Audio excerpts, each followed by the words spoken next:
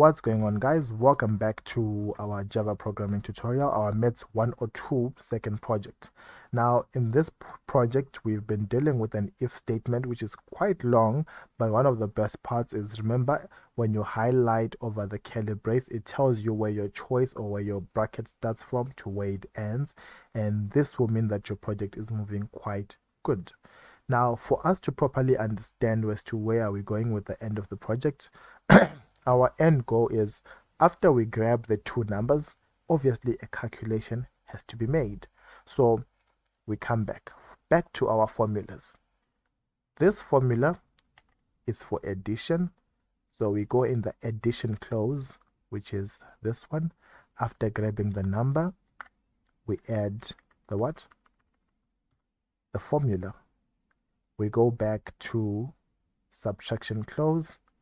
After grabbing the number, we add that no, you are responsible for subtraction, which is going to be stored in B. For multiplication,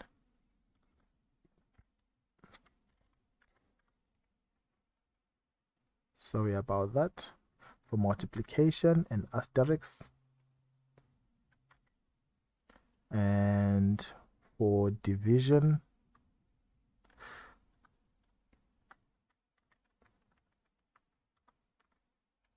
which is D.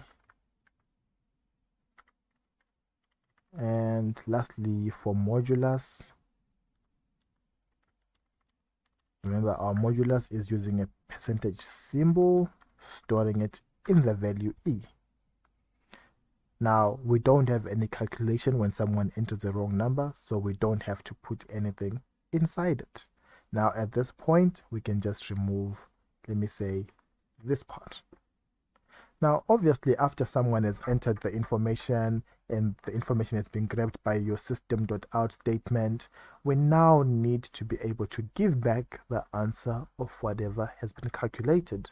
So we are just going to copy our line, which is for modulus, that it is going to tell us system.out.println for modulus plus whatever has been stored in it.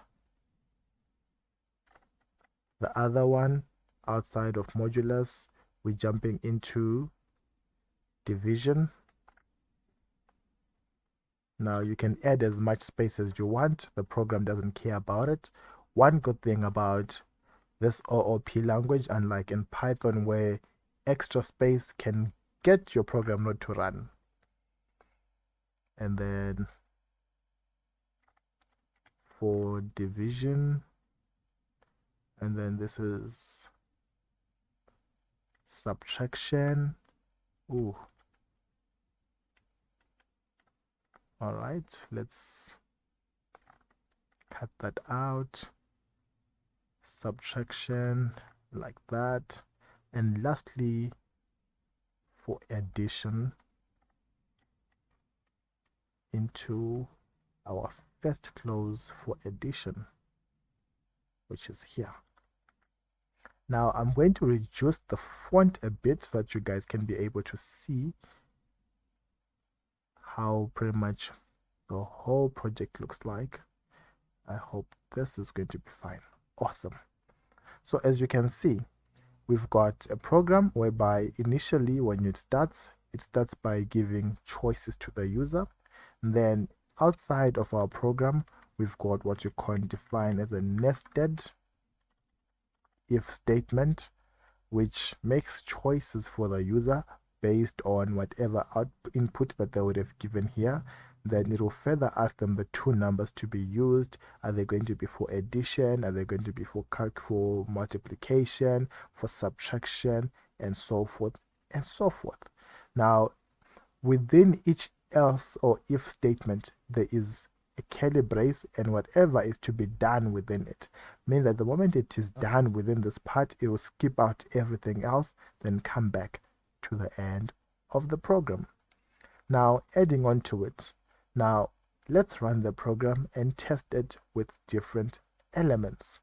So if we run our project, it is going to ask us, all right, what are we going to do? Let's start with subtraction. 2.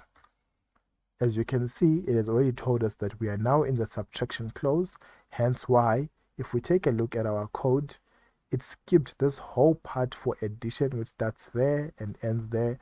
Then it went straight into subtraction, which starts here. And it has given us the first line, subtraction clause, enter the first number. So currently it is waiting for the first number. Let's say it's 5. Then it goes to enter the second number, which is this part. Let's say it's 3. If we subtract 5 from 3 from 5, our answer should be 2. And as you can see, it says subtraction 2.0, or our answer is 2. And it quits there, meaning that it did not have to go through the clause of number 3, number 4, number 5, or something. But what happens when you enter a number that is not within this? We entered 7, it will tell you you have entered a wrong number. In other words, all it is doing is it is making a choice based on the user input that you have. So let's rerun it. This time let's do division, which is number 4, and the first number is 24.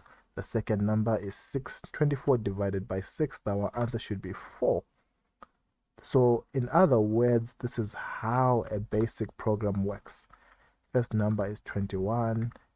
21 divided by 7, the answer is 3, but nothing remains, so which means our modulus will give us 0. Now, I hope at this point you're getting a grasp of how mathematics works within a program. It is not about you understanding mathematics to that greatest extent, but it is about understanding how a formula is structured. Once you understand how a formula is structured, you can create any program possible. Why am I saying that? I am saying that because all the programs that you see today, I doubt the creators of it were the best mathematicians, but they just knew where to add variables and where not to add variables and structure it like that. Having that said, I would love to believe we have come to the end of us understanding an if statement, whereby our if statement, first two things were stored in two variables called num, and our answers were being stored in 5 different variables between A and E, and whatever input the user was giving was being stored inside a variable called choice. So choice would grab the information first as a character, and then it goes through the if statement based on the input that you gave it over here on line 35 of your decisions based on what line 30 to 34 was giving you. And then from there onwards, it is going to go through whatever specified if or else statement dependent on the choice that you have made. Thank you so much. Let's meet again on our next tutorial.